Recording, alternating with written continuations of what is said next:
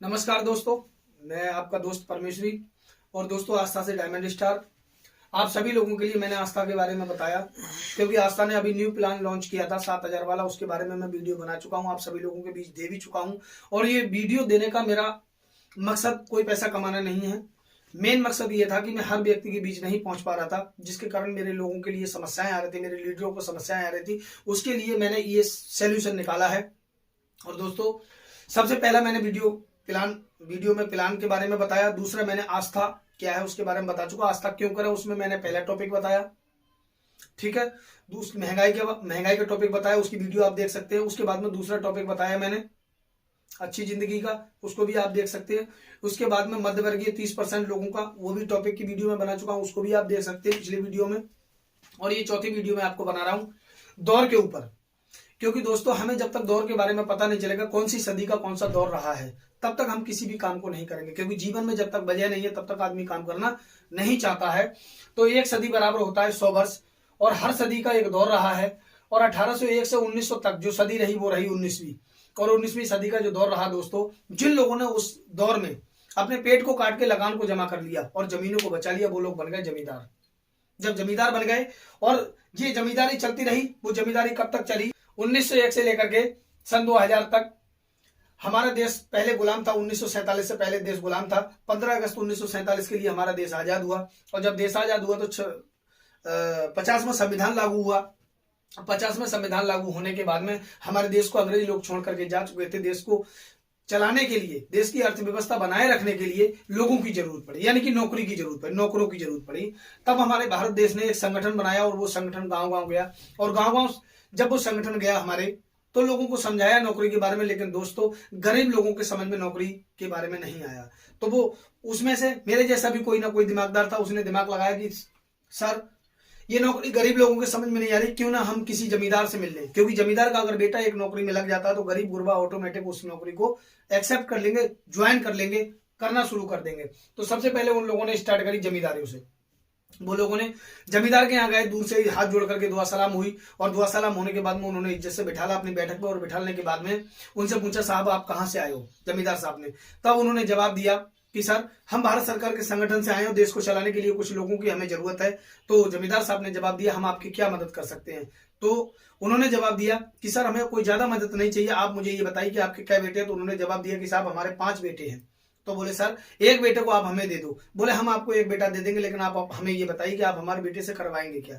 तब वो जो भारत सरकार के संगठन से लोग आए थे, उन्होंने जवाब दिया कि सर, हम आपके बेटे से कुछ नहीं करवाएंगे, सुबह 9 बजे नहा धो करके जाना है और शाम को 5 बजे घर आ जाना है। बोले हमारे बेटे को क्या मिलेगा? तो उन्होंने उस समय के हिसाब से बता दिया कि 80-90-100 रुपया हम आपको दे देंगे महीने का। तब इतनी बात सुनने के बाद में जमींदार साहब की आंखें लाल ताल हुई।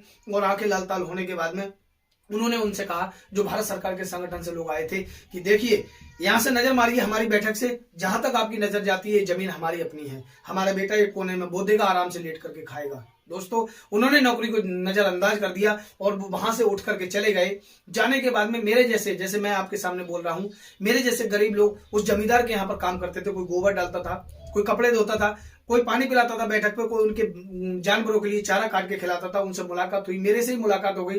परमेश्वरी आप क्या करते हो? तो मैंने बताया कि सर, मैं जमींदार साहब के यहाँ बाबूजी पानी पिलाता हूँ बैठक पे। तो बोले, परमेश्वरी आप मुझे एक बात बताइए, क्या आप मेरे साथ काम करना चाहेंगे? तो मैंने उनसे पूछा, मैंने कहा साहब, मैं अनपढ़ हूं, पढ़ा लिखा नहीं हूं, मैं आपके साथ क्या काम कर सकता हूं? तो उन्होंने पूछा कि आप यहाँ पर क्या काम करते हो? तो मैंने कहा साहब, मैं यहाँ पानी पिलाता हूं। बोले कोई बात नहीं है, जैसे आप यहाँ पर पानी पिलाते हो वैसे हमारे ऑफिसों में जो साहब लोग बैठे होते हैं, सब लोग, उनके लिए आपको पानी पिलाना है। और मैंने उनसे पूछा, मैंने कहा सर ठीक है, मैं पानी पिलाने के लिए तैयार हूं, लेकिन एक बात बताइए, यहाँ पर जो मैं पानी पिलाता हूँ, यहाँ पर जो है मुझे जमींदार भी गाली देता है, गलती हो जाती है, इसके बच्चे भी गाली देते हैं, रिश्तेदार भी गाली देते हैं। आप मुझे बताइए, वहां पर मैं चलने के लिए तैयार हूं, लेकिन मुझे वहां पर कोई गाली तो नहीं देगा? तो बोले नहीं। तो मैंने पूछा क्या मिलेगा?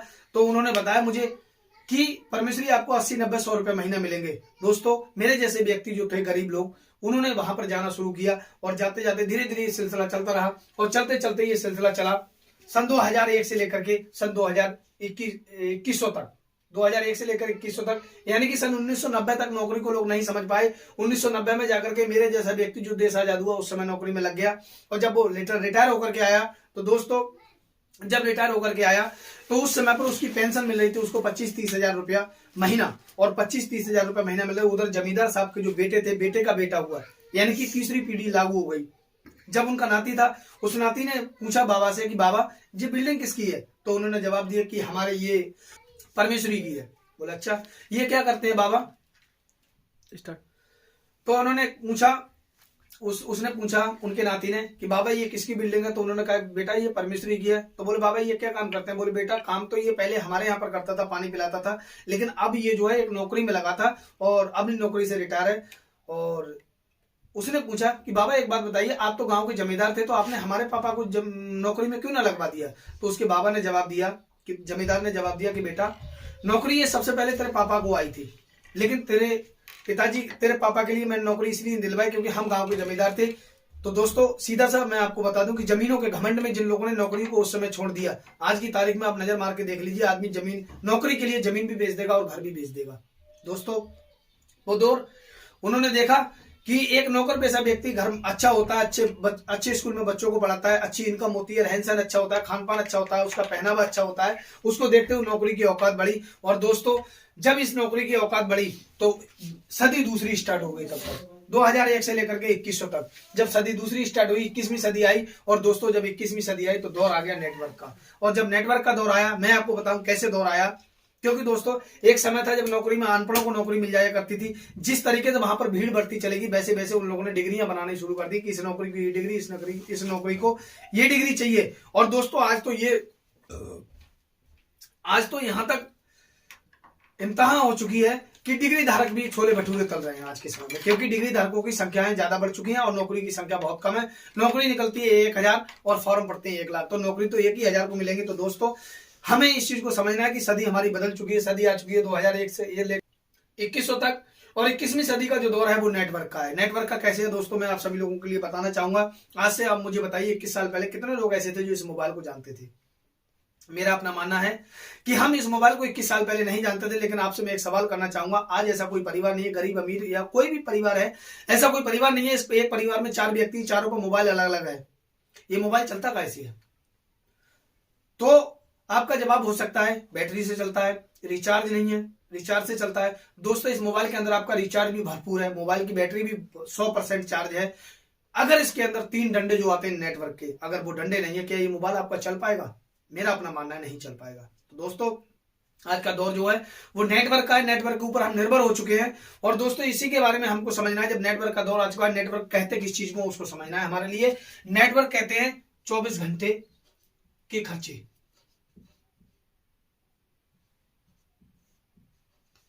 24 घंटे के खर्चे, 24 घंटे के खर्चे कैसे दोस्तों? ये मोबाइल को हम चला रहे हैं, रात के 12 बजे किसी रिश्तेदार की याद आती है और रात के 12 बजे हमने नंबर लगाया और रात के 12 बजे हम बात करते हैं और कहते हैं पूछ लिया उनका हालचाल, आप मुझे बताइए खर्चा हुआ कि नहीं हुआ? हुआ। रात में हमारे घर में लाइट लगी हुई है, पंखा चल रहा है या एसी चल रही है, टीवी चल रहा है, कोई भी चीज चल रही है, खर्चा हुआ कि नहीं हुआ? हुआ। आप मुझे बताइए रात में हम 12 बजे 1 बजे आमदनी कर रहे हैं, आमदनी कितने घंटे कर रहे हैं? आज के समय में हमारी आमदनी हो गई है 8 से बहुत ज्यादा 10 घंटे की। तो आप मुझे बताइए 8 से 10 घंटे की आमदनी कर रहे हैं, खर्चे 24 घंटे कर रहे हैं, तो माइनस में कितने घंटे जा रहे हैं? हमारे 14 घंटे माइनस में जा रहे हैं। जब 14 घंटे माइनस में जा रहे हैं तो दोस्तों ध्यान रखना वही होगा हमारा जो जमींदार लोगों का हुआ, क्योंकि खर्चे हमारे 24 घंटे के हैं और पैदावारी हमारी 8 से 10 घंटे की है। 14 घंटे माइनस में जा रहे हैं, 14 घंटे माइनस में प्लस लेने के लिए अगर हमको 24 घंटे की आमदनी चाहिए तो उसके लिए हमें नेटवर्क का काम करना पड़ेगा। और नेटवर्क का काम क्या होता है वो मैं आपको बताऊंगा। अगर आप बड़े बिजनेसमैन है, बड़ा पैसा है आपके पास, तो कोई भट्टा खोल दीजिए जिसमें आपके लिए 200-250 लोग काम कर रहे हैं, आप घर पे सो रहे हो। अगर वो 1-1 घंटा काम करते तब भी आपको 200-250 घंटा काम हो जाता है। अगर आपके पास करोड़ों रुपया नहीं है तो आपके लिए जो मैंने आपको बताया है आस्था का प्लान, उस आस्था के प्लान में आप आइए, 6500 लगा करके काम शुरुआत करते हैं। और शुरुआत करने के बाद में दोस्तों अगर आपकी टीम 10 लोगों की बन जाती है, मिनिमम 10 लोगों की, 10 लोगों की टीम बन जाती है और दोस्तों उन लोगों ने 10 घंटा काम किया आपके लिए, 10 घंटा काम किया, 10 घंटा काम किया, तो आपके लिए कितना घंटा काम होगा? 100 घंटा। और आप भी काम करते हैं उसमें 8 घंटा, तो 108 घंटा काम हो जाता है आपका। और आपने खर्चा किया 24 घंटे का, तब भी आप प्लस में हैं। इसीलिए तो दोस्तों 24 घंटे के हम खर्चे कर रहे हैं और पैदावारी हमारी 8 से 10 घंटे की, 14 घंटे हमारे माइनस में जा रहे हैं। अगर हमें 24 घंटे की पैदावारी आमदनी करनी है तो या तो आपके पास इतना पैसा होना चाहिए जो मार्केट के अंदर कोई भी आप छोटी मोटी फैक्ट्री डाल सके या फिर कोई भट्टा खोल सके। अगर उतना पैसा नहीं है तो वेलकम टू आस्था परिवार। आप आस्था परिवार के अंदर 7,000 रुपए का रजिस्ट्रेशन लगा करके 7,000 का प्रोडक्ट लेकर के इस बिजनेस को शुरू कर सकते हैं। और दोस्तों, इस बिजनेस को अगर आप शुरू करते हैं और आपने एक महीने में 10 लोगों की टीम बना लेते हैं तो 10 लोगों ने अगर 10-10 घंटा काम किया तो आपके लिए 100 घंटा काम हो जाएगा। प्लस 8 घंटा आपने काम किया तो 108 घंटे आपके लिए काम हो जाएगा। और 108 घंटा जिस बंदे को काम होता है दोस्तों, आप लगा करके देखिए, कोई व्यक्ति गरीब है जो जिसके लिए 100 घंटा काम होता हो 108 घंटा, तो इसी प्रकार से आप जो है अमीर बन सकते हो। ये मिडिल क्लास फैमिली के लिए एक बहुत अच्छा बिजनेस है डायरेक्ट सेलिंग, गरीब लोगों के लिए बहुत अच्छी चीज है। Okay, thank you. तो मैं आप लोगों से मिलता हूं नेक्स्ट वीडियो में, अगले वीडियो में। और पिछले जो भी वीडियो आप सही तरीके से देखें तभी आपको ये वीडियो समझ में आएगा। तो मिलता हूं अगले वीडियो में, तब तक के लिए जय आस्था परिवार, जय महान।